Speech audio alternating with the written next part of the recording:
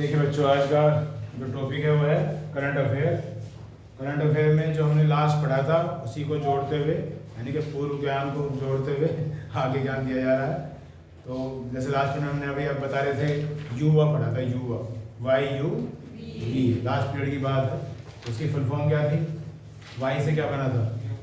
Young, you से upcoming, we से versatile और ए से ऑथर्स। तो ये युवा की फुल फॉर्म बताई थी।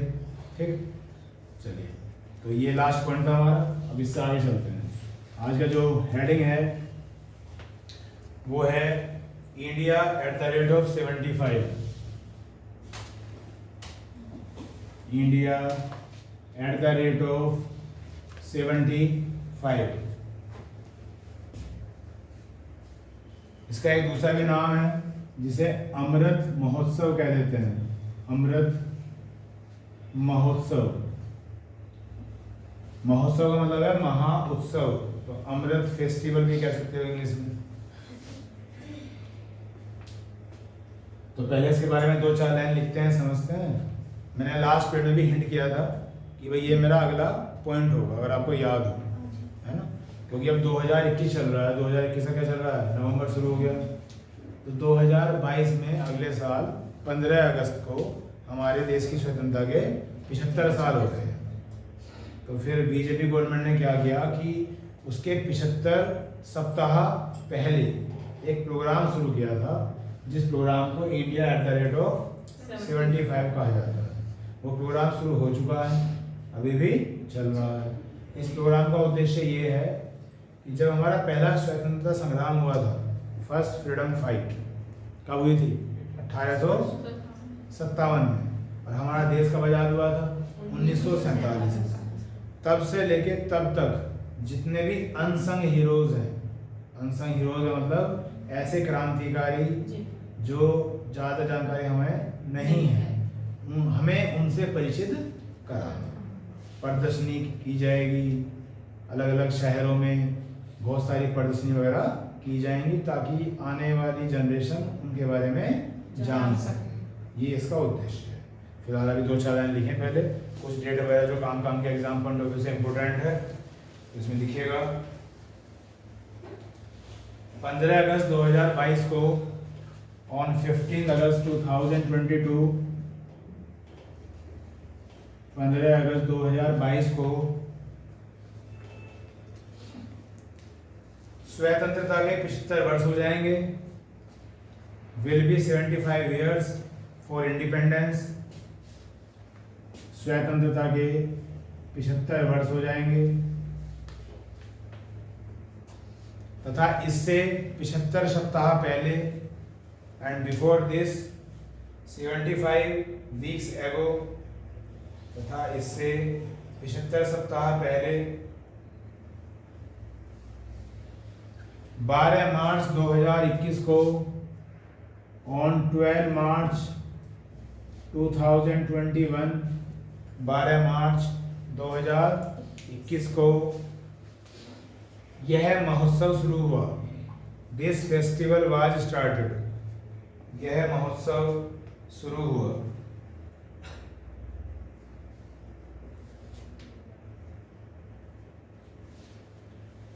जो नरेंद्र मोदी जी के द्वारा, which was started by Narendra Modi ji, जो नरेंद्र मोदी जी के द्वारा, which was started by Narendra Modi ji, Sabarmati Ashram Ahmedabad Gujarat से शुरू हुआ। फ्रॉम साबरमती आश्रम अहमदाबाद गुजरात।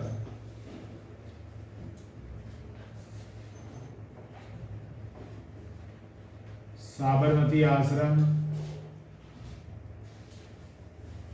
अहमदाबाद गुजरात से शुरू हुआ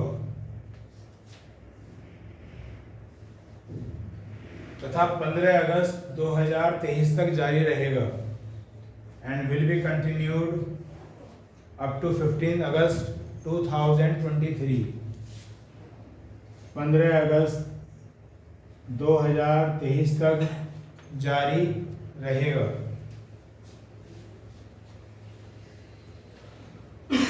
इसके लिए for this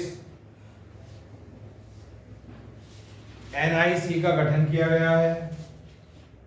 NIC was formed, board पे देखते रहना, कोई गलत मत लिखना। NIC का गठन किया गया है। NIC वाज फॉर्म्ड, इसका पूरा नाम, its full name national implementation committee है। इंग्लिश में लिखना पड़ेगा, नेशनल इम्प्लीमेंटेशन कमेटी।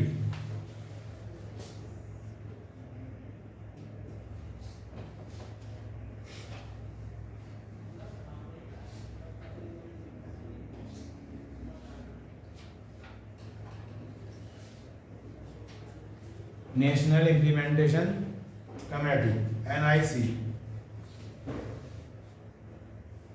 कमेटी की स्पेलिंग देखो क्या लिखी है,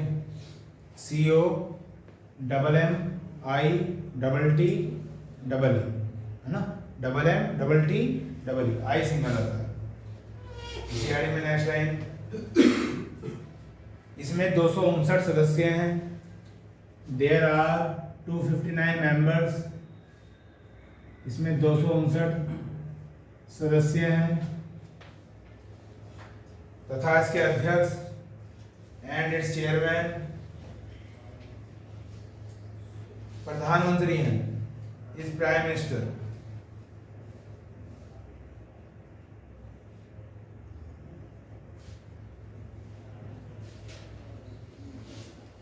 हो गया, बस ये काम की जानकारी है इसके बारे में। तो बोर्ड पे देखो क्या लिखा हुआ है, या तो बोलेंगे इंडिया @75, या बोलेंगे अमृत फेस्टिवल या महोत्सव। ठीक, 15 अगस्त 2022 को क्या होने वाले हैं, 75 वर्ष होने वाले हैं। तो इससे 75 सप्ताह पहले जब टाइम निकलेगा वो डेट क्या आएगी, 12 मार्च 2021। इससे ये योजना या ये उत्सव शुरू हो चुका है। और साबरमती आश्रम अहमदाबाद गुजरात से शुरू हुआ मोदी जी के द्वारा, और अगले साल यानी कि 15 अगस्त 2023 तक जारी रहेगा।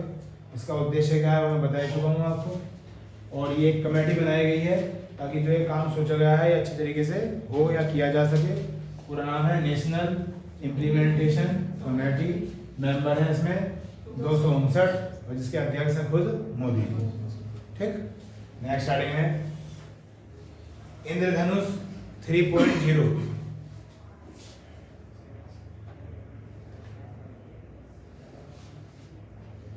इंद्रधनुष 3.0 इंग्लिश में भी इंद्रधनुष लिखा जाएगा, नाम है।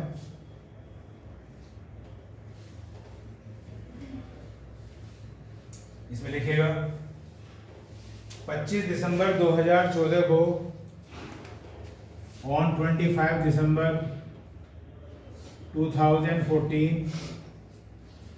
25 दिसंबर 2014 को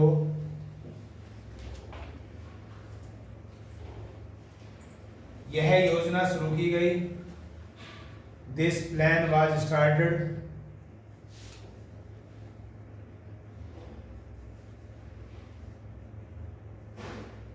यह टीकाकरण के लिए है। This is for vaccination. यह टीकाकरण के लिए है। This is for vaccination.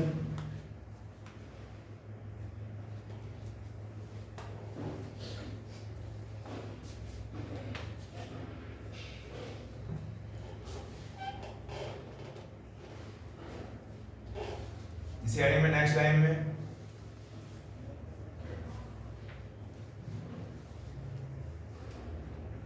8 अक्टूबर 2017 को ऑन 8 अक्टूबर 2017, 8 अक्टूबर 2017 को IMI शुरू किया गया। IMI was started. IMI शुरू किया गया। इसका पूरा नाम, its full name intensified mission Indradhanush है। Is intensified mission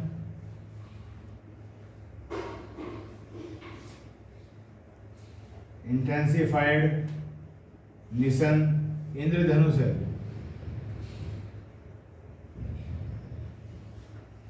IMI।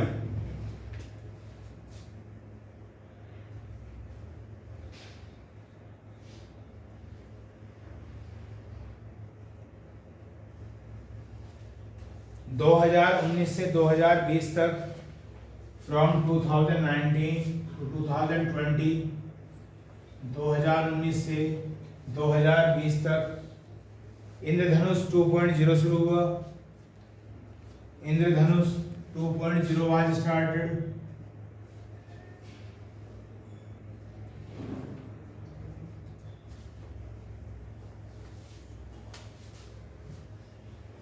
तथा 19 फरवरी 2021 को एंड ऑन 19 Feb 2021,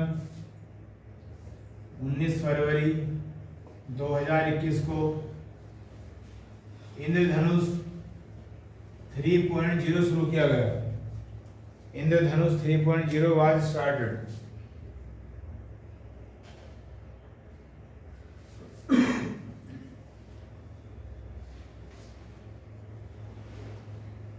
यह 3.0, दिस 3.0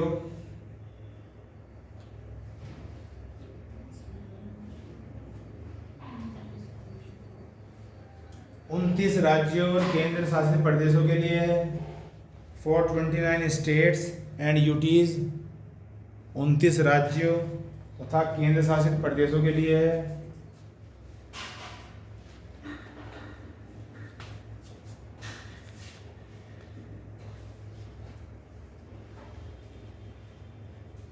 तथा 250 जिले छांटे गए हैं एंड 250 डिस्ट्रिक्ट्स आर चूजन। तथा 250 जिले छांटे गए हैं।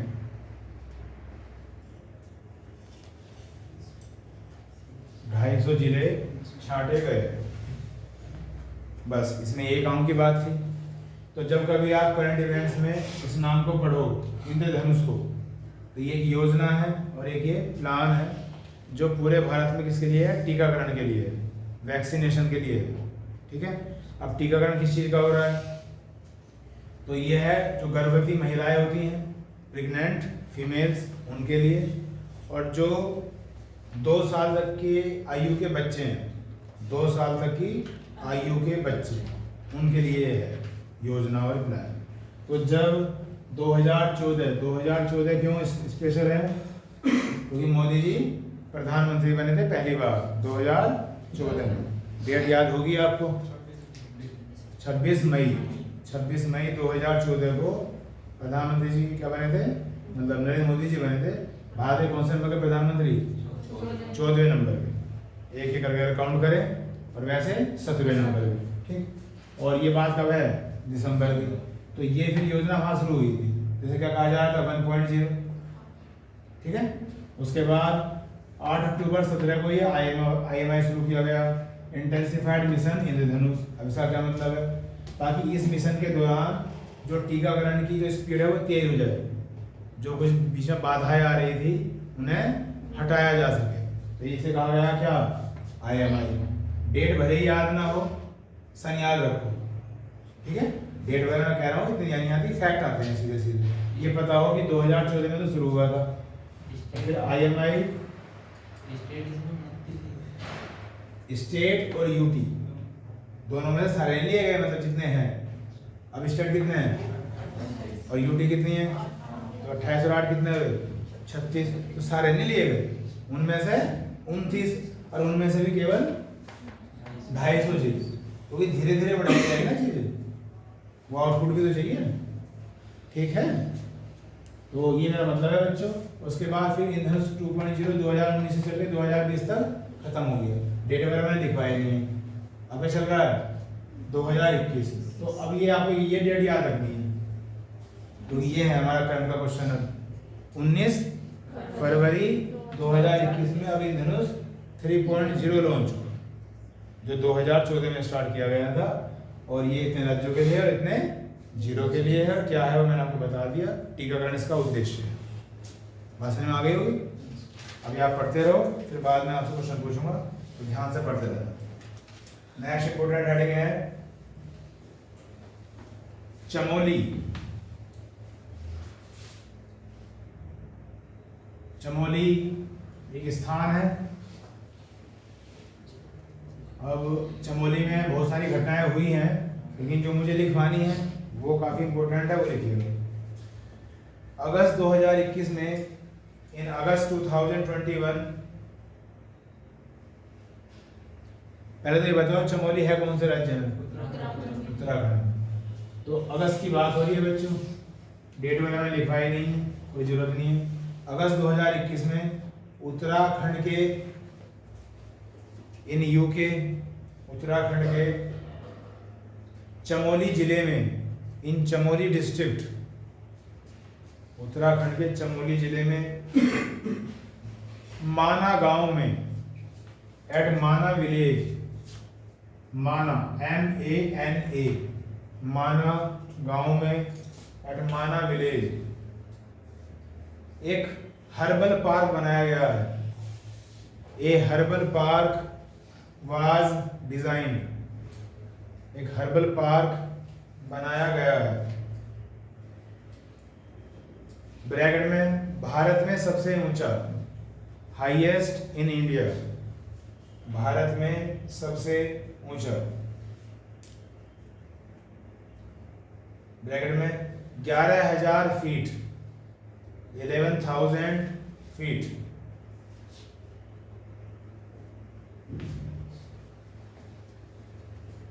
बस अब इसे सुनिएगा क्या है। चमोली जो है क्या है? जिला है। कहाँ पे? उत्तराखंड। उत्तराखंड याद आया तो वही 2-3 क्वेश्चन फिर मैं रिपीट करवाता हूँ आपसे।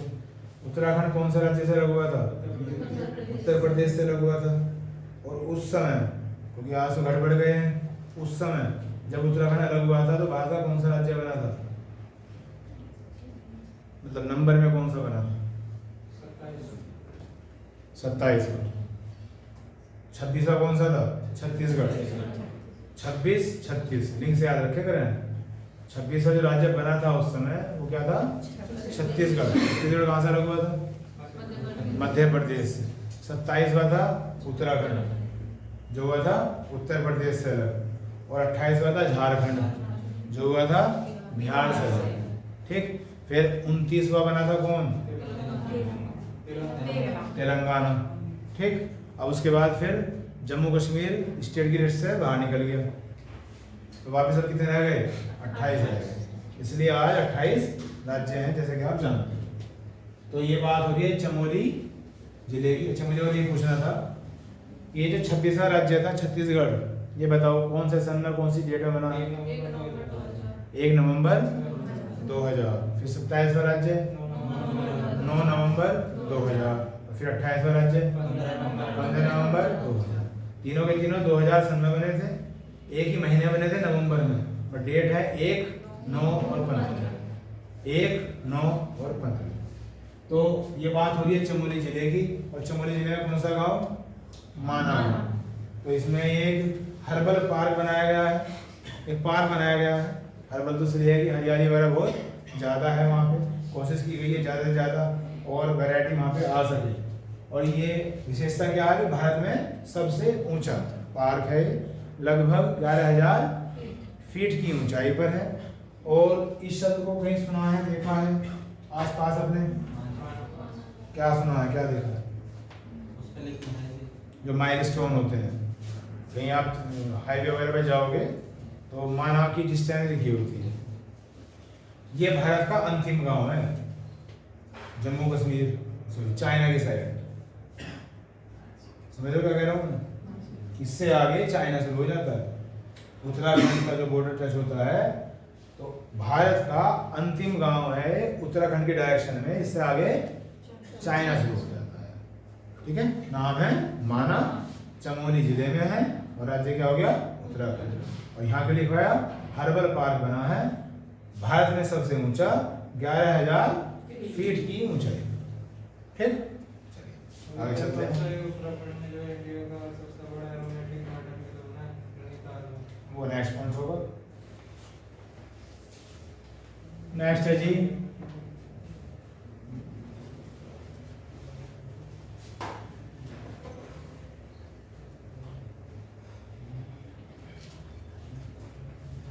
रतले योजना, नाम है रतले, इंग्लिश हो हिंदी हो रतले लिखो, रतले योजना या रतले परियोजना।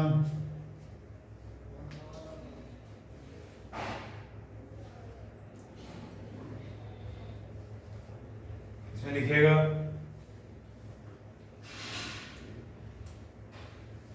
20 जनवरी 2021 को, 20 जनवरी 2021 को प्रधानमंत्री के द्वारा बाय पीएम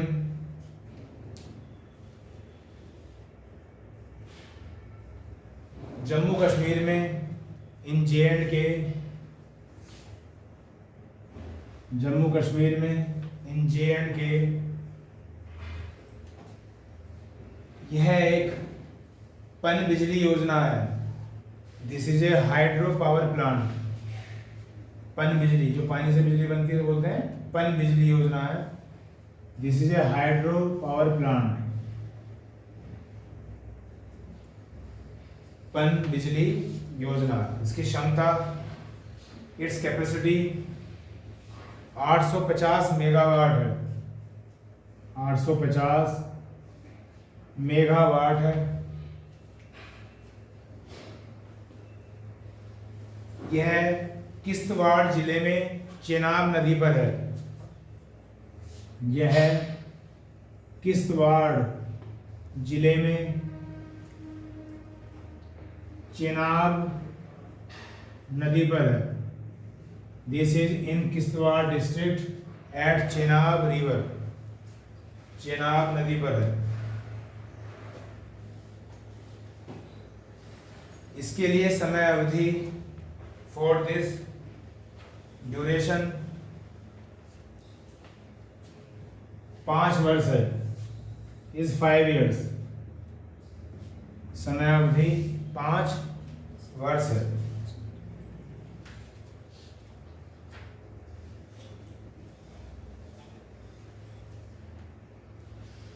हो गया।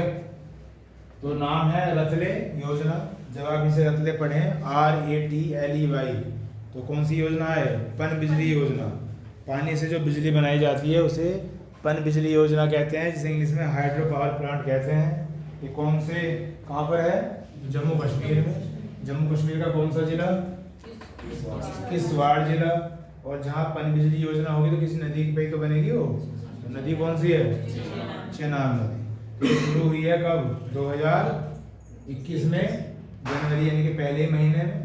और समय सीमा रखी गई है 5 साल। 5 साल में पूरा प्रोजेक्ट तैयार करके जाएगा और जम्मू कश्मीर में एक तरह से बिजली देने के लिए योजना शुरू की गई है। क्षमता क्या है?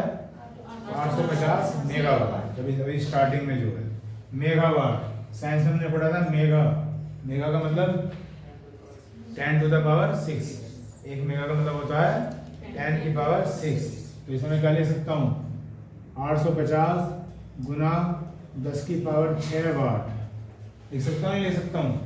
जैसे मेगा हटा दूंगा तो 10 की पावर 6 आ जाएगा। ठीक। और जो वोट है ये साइंस में किसकी यूनिट होती है? पावर। किसकी होती है? पावर, शक्ति। पावर का फॉर्मूला क्या लिखवाया था साइंस में? E बराबर W/T, यानी कि power is equal to work upon time. Work की यूनिट क्या होती है? जूल। टाइम की क्या होती है? सेकंड। तो जूल अपॉन सेकंड आया, और जूल अपॉन सेकंड को ही वाट कहते हैं। जूल अपॉन सेकंड को ही। फर्क यह है कि जो वॉट है ये कॉमर्शियल वर्ड है, व्यापारिक शब्द है, और जो जूल अपॉन सेकंड हो गया वो एक थोड़ा सा साइंस के सिनेरियो में हो गया। है दोनों ही यूनिट, वॉट या जूल पर सेकंड। अभी कौन कौन से पॉइंट हुए हैं आपके? पहला पॉइंट कौन सा था आज का? उसके बाद हुआ इंद्रधनुष, फिर चमोली, फिर रतले। तो 4 पॉइंट हो चुके हैं।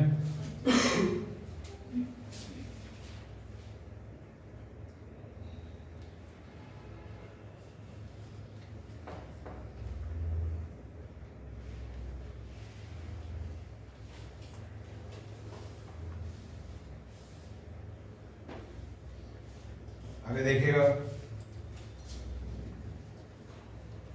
नवाचार सूचकांक। नवाचार सूचकांक बोलते हैं हिंदी में, नवाचार सूचकांक 2020। ऐसा रहने दो, बस ये लिख लो। इंग्लिश से बोलते हैं इनोवेशन इंडेक्स, इनोवेशन इंडेक्स।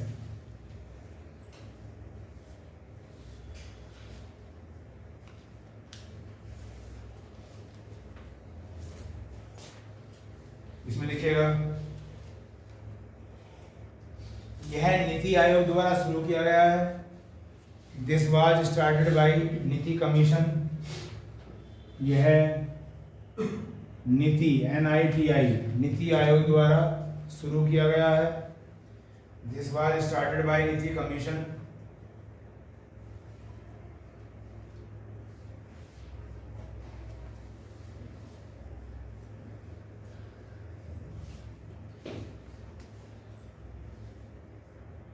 तथा इसका नाम and its name Atal innovation mission है।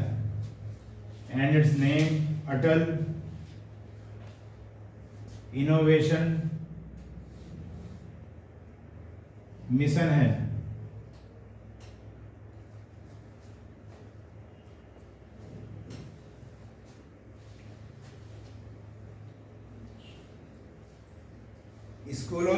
स्कूलों से उद्योगों तक, फ्रॉम स्कूल्स टू इंडस्ट्रीज, स्कूलों से उद्योगों तक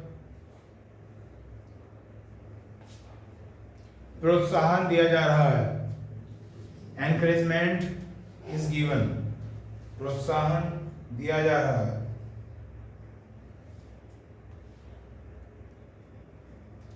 दो 2019 में, इन 2019 में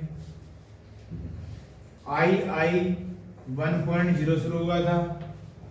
II 1.0 was started.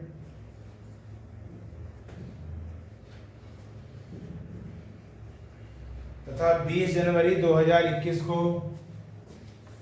And on 20 जनवरी 2021, 20 जनवरी 2021 को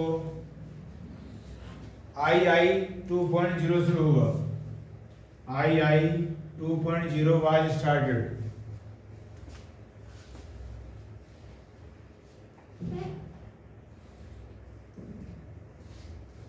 इसमें सभी राज्य और केंद्र शासित प्रदेश शामिल किए गए हैं। All states and UTs are included. सभी राज्य तथा केंद्र शासित प्रदेश शामिल किए गए हैं।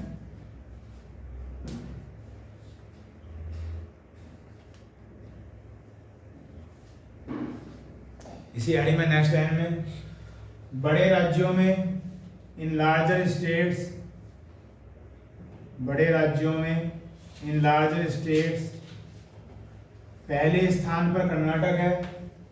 Karnataka is at first place या फर्स्ट पोजीशन। पहले स्थान पर कर्नाटक है। तथा अंतिम स्थान पर बिहार है। And Bihar is at last position.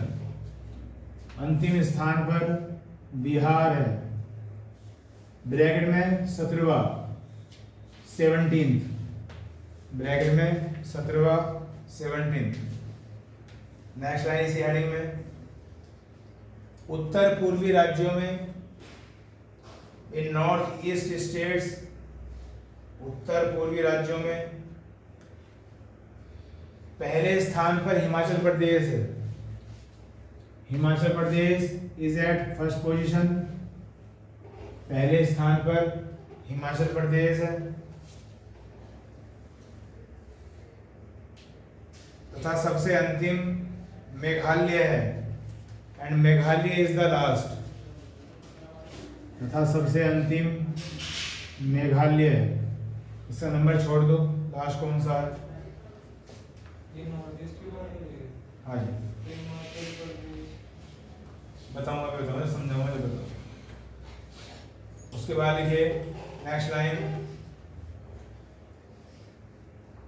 केंद्र शासित प्रदेशों में इन यूटीज, केंद्र शासित प्रदेशों में इन यूटीज दिल्ली पहले स्थान पर है,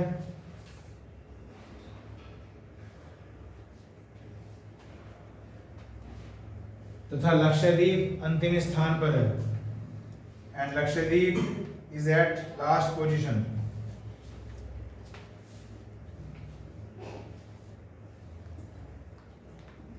लक्षद्वीप अंतिम स्थान पर है। इसी हेडिंग में नेक्स्ट लाइन में, बड़े राज्यों में इन लार्जर स्टेट्स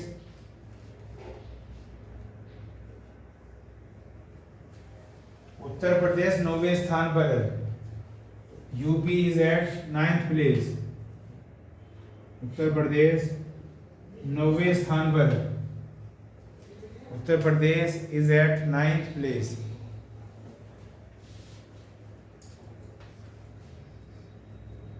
बस ये काम की बात होगी इस हेडिंग में, इसे आप देख लो ध्यान से, जो आप पूछ रहे थे उसे ही बता रहा हूँ और बहुत भी बता रहा हूँ। हेडिंग क्या है? नवाचार सूचकांक। नवाचार को इंग्लिश में इनोवेशन कहते हैं।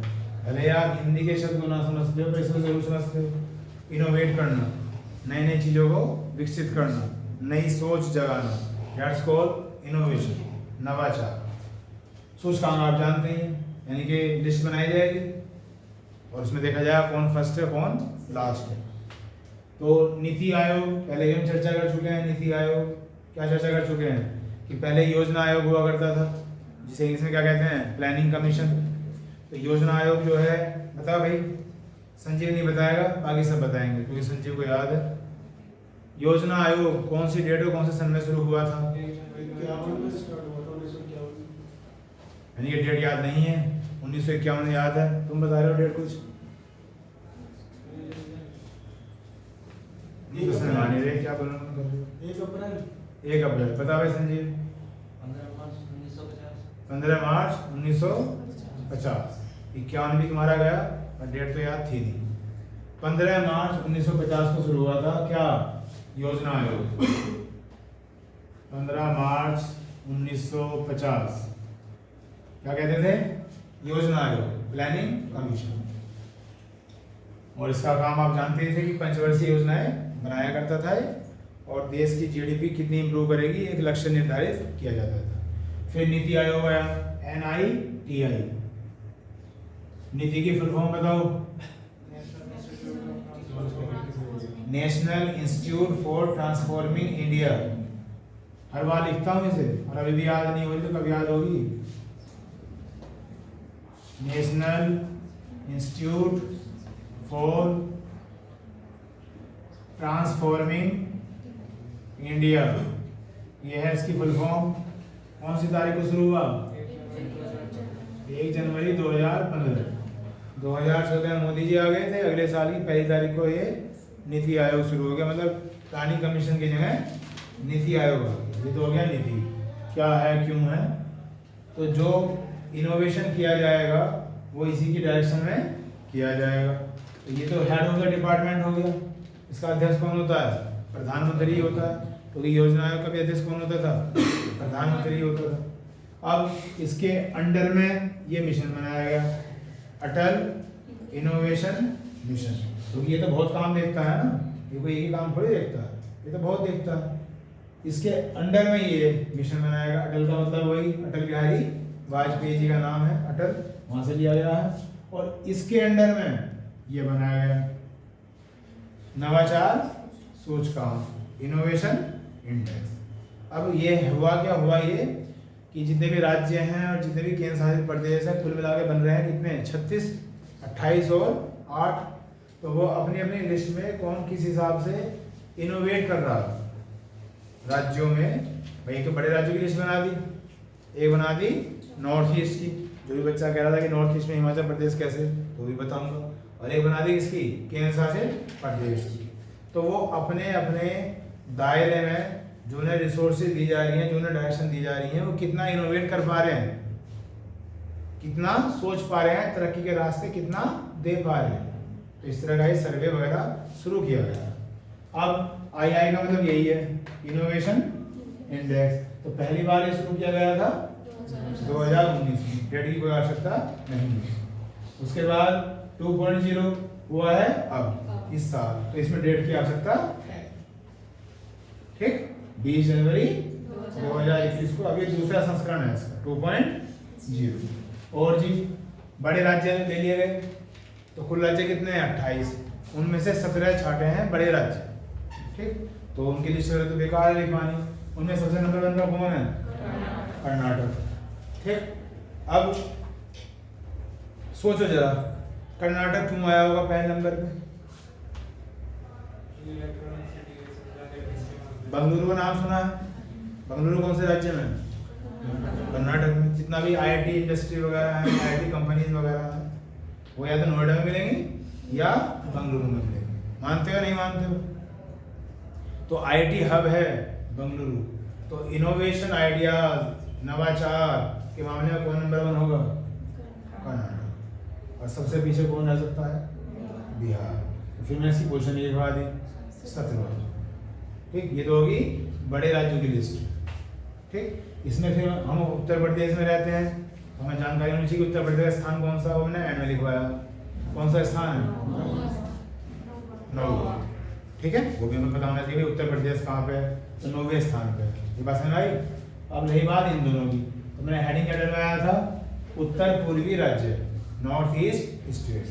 तो बच्चे ने कहा कि जो हिमाचल प्रदेश है ये तो नॉर्थ ईस्ट में नहीं आता, तो ऐसे ही कह रहा, तो वहाँ मैंने छोटा करके लिखवा दिया था उत्तर पूर्वी तथा पहाड़ी राज्य है, जो पूरा नाम है उत्तर पूर्वी और पहाड़ी। तो उत्तर पूर्व में तो नहीं आता, लेकिन पहाड़ी राज्यों में क्या आता है? हिमाचल प्रदेश, इसलिए नंबर 1 पे है। अब बताओ ये नंबर 1 पे क्यों होगा? इसकी क्या खासियत है?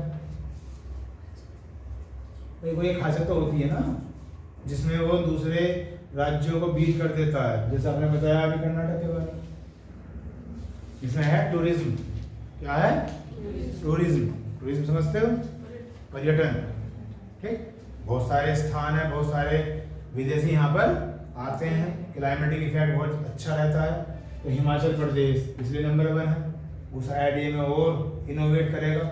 मान लिया आज हिमाचल प्रदेश के पास ऐसे स्पॉट मान लिया 20 है, तो गवर्नमेंट के डायरेक्शन में और ज़्यादा ऐसे इम्प्रूव किया जाएगा, क्योंकि इसमें ये बताया गया है कि जो आपका प्लस पॉइंट है उसमें आपको इम्प्रूव करना है। हर एक राज्य का कोई ना कोई प्लस पॉइंट होता है। अगर हम मेरठ की भी बात करें, मेरठ का प्लस पॉइंट बताओ। कैंची उद्योग है, जानते हो? मेरठ में कैंची का उद्योग है, जो सिर्फ देश में ही नहीं विदेशों तक फेमस है। अब अगर मान लिया किसी ने ये कहा, चल दूसरे नंबर पे बताओ कैंची के बाद। नान खटाया तो ऐसा है, वो देख टेस्ट की बात हो गई। नान खटाया तो कहीं भी कोई भी बना सकता है, इसमें कोई ऐसा नहीं कि भाई देश की जीडीपी सुधरेगी नान खटाया खा कर या खुआ कर। दूसरा है स्पोर्ट्स इंडस्ट्री। क्या है? सूरजकुंड सुना होगा, बड़े बड़े क्रिकेटर्स वगैरह प्लेयर्स वगैरह यहाँ आते हैं, स्पेशली बड़ी बड़ी कंपनी को असाइनमेंट जाते हैं, तो स्पोर्ट इंडस्ट्री मेरठ की बहुत ज़बरदस्त है। ये 2 नाम ऐसे हैं जो वर्ल्ड फेमस है। अब मान लिया किसी गवर्नमेंट से आदेश आए, सेंट्रल गवर्नमेंट ने उत्तर प्रदेश को आगे बढ़ाना चाहा इसके दौरान, तो उत्तर प्रदेश में कितने ज़िले हैं? 75 ज़िले हैं। उसमें फिर मेरठ के बारे में सोचा गया, तो क्या कहेगी गवर्नमेंट? गवर्नमेंट ये कहेगी आपका प्लस पॉइंट क्या है?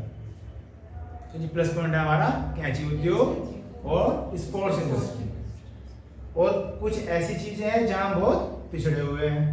मैं मेरठ की बात कर रहा हूँ। तो क्या ये सही होगा कि जहाँ हम ठहरते ही नहीं है कहीं, वहाँ पैसा लगाया जाए, वहाँ इन्वेस्टमेंट किया जाए, या ये सही होगा कि जिसमें हम नंबर 1 हैं वहाँ पैसा लगाया जाए, उसे इनोवेशन दिया जाए? क्या सही होगा? जहाँ हम नंबर 1 हैं उसमें इंपोर्ट एक्सपोर्ट में क्या बाधा आ रही है, टैक्सेस में क्या प्रॉब्लम आ रही है, आप इस क्वालिटी को और अच्छा क्यों नहीं कर पा रहे हो, उस इंडस्ट्री को आगे क्यों नहीं बढ़ा पा रहे? That's called innovation. ठीक, मैंने शायद ये भी लिखवाई थी, स्कूल से लेकर उद्योग तक लिखवाया था मैंने शायद। तो स्कूल में क्या क्या प्राथमिकताएं दी जा रही हैं बच्चों को? एक स्कूल तो ऐसा हो गया कि भाई वो स्टेट लेवल का स्कूल है, और एक स्कूल ऐसा है जिसमें एक प्राथमिक जो जरूरतें हैं वो भी पूरी नहीं हो पा रही।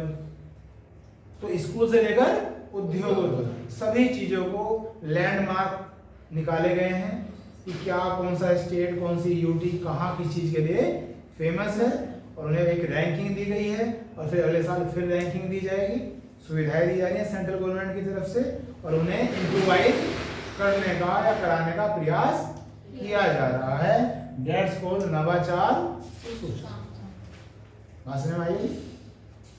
तो यहाँ पे क्या बोला मैंने अभी, उत्तर पूर्वी राज्य या पहाड़ी, उसमें हिमाचल प्रदेश है नंबर 1 पे, और उनमें जो सबसे नीचे है वो है मेघालय, संख्या मैंने यहाँ लिखवाई नहीं।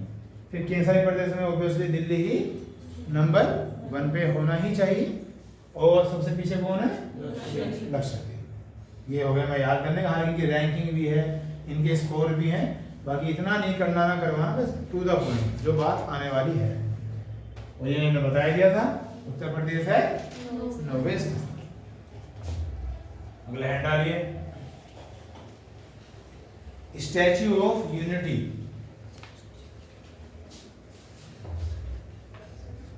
स्टैच्यू ऑफ यूनिटी, स्टैच्यू की स्पेलिंग बताओ जरा, कोई इंग्लिश में बैठा हो आप में से।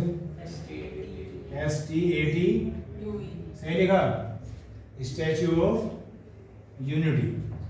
तो हम सब जानते हैं, ये तो एक ऐसा नाम हो चुका है जो एज ए इंडियन हमें तो जानना ही है, बाकी वर्ल्ड में भी तो फेमस है ना, जानते हो, statue of unity.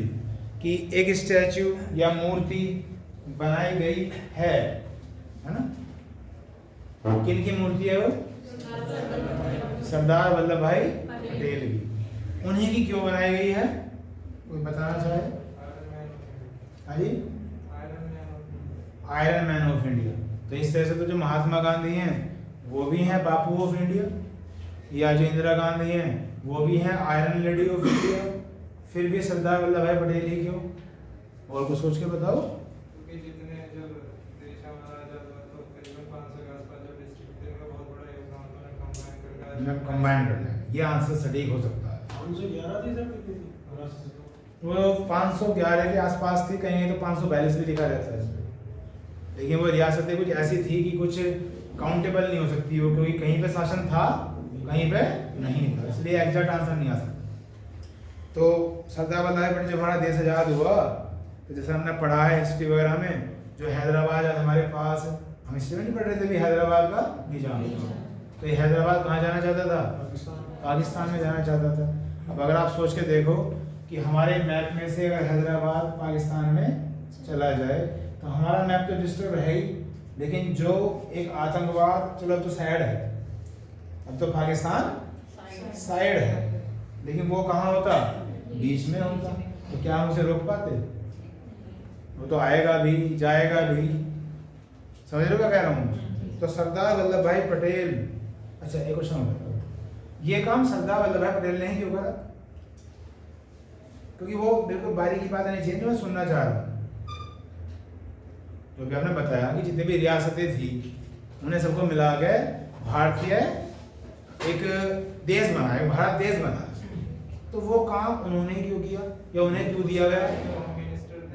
This is the right question. ये भारत के पहले गृह मंत्री थे, first home minister of India, जब हमारा देश आजाद हुआ। तो इन्हीं के काम है, जो आज इनका काम है अमित शाह, तो सभी इन्हीं के कार्य क्षेत्र में आता है।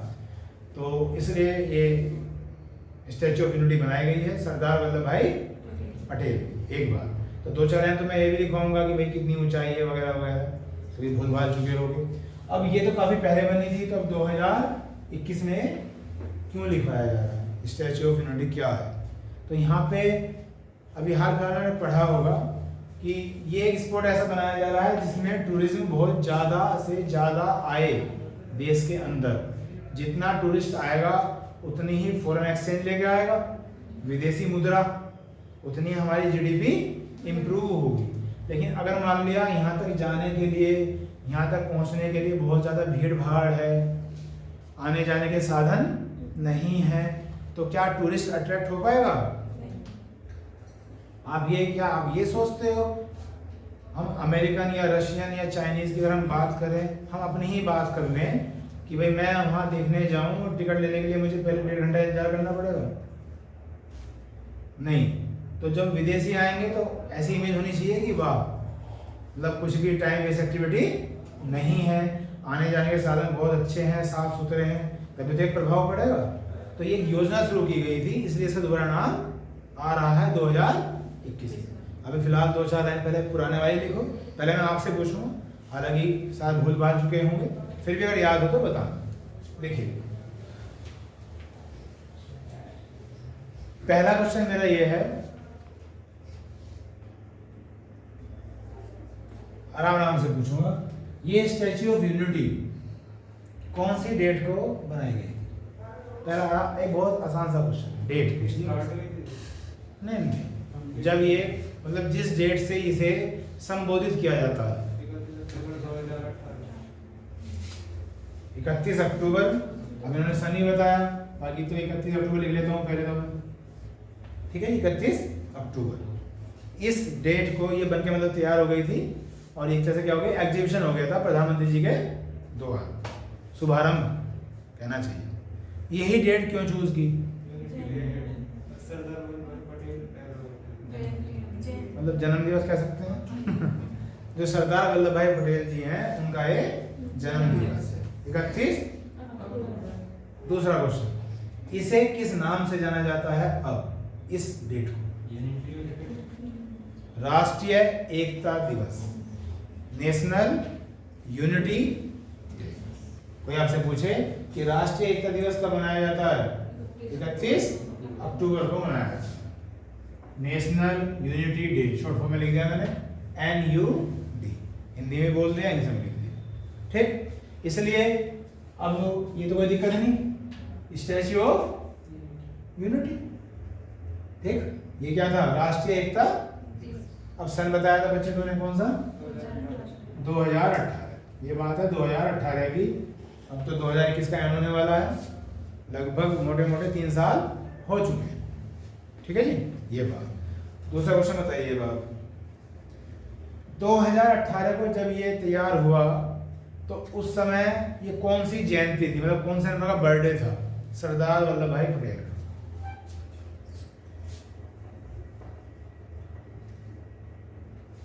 ये था 143, 143, ठीक है। तो आज क्या है? आज नहीं सोचना, वो तो हर साल चेंज होता रहे। लेकिन जब ये लॉन्च हुआ तो उस समय 143वां बर्थडे था, जिसे हिंदी में कहते हैं जयंती, ठीक है। एक ये बात। दूसरा, अब बताइए इसकी ऊंचाई 182, 182 क्या फीट या मीटर? मीटर। ये है इसकी ऊंचाई। इसको याद ना हो, भूल गया हो तो ध्यान रखें। 182 इतने कॉमन सा क्वेश्चन है, मतलब याद होना ही चाहिए, ये तो ऐसा कोई अनकॉमन नहीं है। और ये भी याद ना हो तो अजीब सी बात है। 182 मीटर। और ये विश्व की सबसे ऊंची प्रतिमा है, विश्व की सबसे ऊंची, highest in the world, 182 metres. उसके बाद बताइएगा ये कौन से राज्य में है, कौन से जिले में है और कौन से स्थान पर है? तो गुजरात तो है जी राज्य। हाँ जी, जिला केवड़िया, बिल्कुल सही। केवड़िया जिला बता रहे हो आप या स्थान? हाँ, जिले को इंग्लिश में डिस्ट्रिक्ट बोलते हैं। तो और नर्मदा क्या है? नर्मदा नदी के किनारे। नर्मदा नदी के किनारे पर इस स्थान पर ये प्रतिमा बनाई हुई है। और एक क्वेश्चन हो जाता है फिर, मूर्तिकार का नाम जिन्होंने बनाया था? राम सुतार। पूरा नाम है श्री राम राम सुतार, यानी कि राम सुतार भी याद कर लोगे तो भी कोई दिक्कत नहीं है। राम सुतार जी, राम सुतार, ये याद रखें। ये वर्ल्ड फेमस आर्टिस्ट हैं। फिर इनके बाद इन्हें सम्मानित भी किया गया था, अवार्ड वगैरह भी दिए गए थे। जो हमारे नेशनल अवार्ड्स होते हैं, पद्म श्री, पद्म भूषण वगैरह, वो भी इन्हें दिया जा चुका है। तो नाम है श्री राम सुतार या राम सुतार भी आप कह सकते हैं। श्री राम राम सुतार बोल लो या राम सुतार एक बार बोल लो, ये इनका नाम। तो ये तो बच्चों हो गए पहले वाले क्वेश्चन, किससे संबंधित थे? Statue of unity. अब इसी हेडिंग में नेक्स्ट टाइम लिखिएगा 17 जनवरी 2021 को ऑन 17 जनवरी 2021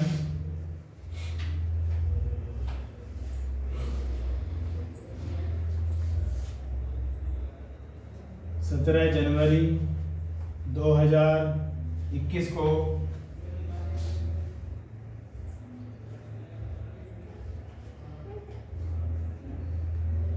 विभिन्न स्थान केवड़िया से जोड़े गए। Different places where join to Kevadia. विभिन्न स्थान केवड़िया से जोड़े गए तथा 8 नई रेलगाड़ी शुरू हुई and 8 new trains were started. तथा 8 नई रेलगाड़ी शुरू हुई।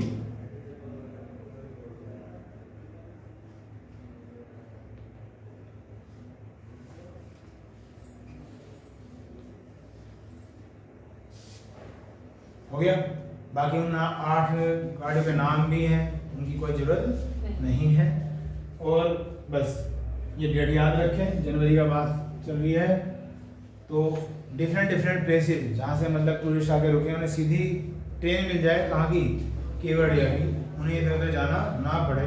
तो ये मोदी जी के द्वारा ये 8 नई ट्रेन शुरू की गई है स्पेशल फॉर दिस पर्पज। और काफ़ी साफ सुथरी ट्रेन जैसे कि आजकल हो रहा है। अभी तो बहुत कुछ होने वाला है, आने वाले मुझे लगता है अभी चल रहा है 2021, 2030 तक तो काया पलट हो जाएगी। 2030 तक तो मतलब वो सन आने वाला है 2030 तक, तो जो कभी हमारे ख्वाबों में हुआ करता था वो आप हकीकत में देखोगे। और ये तो दर्शन तो अभी हो जाएंगे तुम्हें 2023-24 तक ही आपको बहुत बड़ी बड़ी झलक लगने लगेगी कि हिंदुस्तान में क्या क्या चीज़ हो सकती है या हो, पता नहीं क्यों नहीं हुई थी अब तक, या अब क्यों हो रही, आपको खुद फील होगा। और 2030 तक तो ऐसी काया पलट होनी है कि जिनके हम एग्जाम्पल दिया करते थे ना, अमेरिका ऐसा और वो ऐसा, सिंगापुर ऐसा, वो सब चीज़ें आपको यहाँ दिखनी शुरू हो जाएंगी। साउथ इंडिया में एक शहर चूज किया गया है, कौन सा, जो मैं बताता रहता हूँ। जैसे नॉर्थ इंडिया में नोएडा है, ऐसे साउथ इंडिया में है एक चूज किया गया है जहाँ सबसे ज़्यादा डेवलपमेंट हो रहा है या करना है।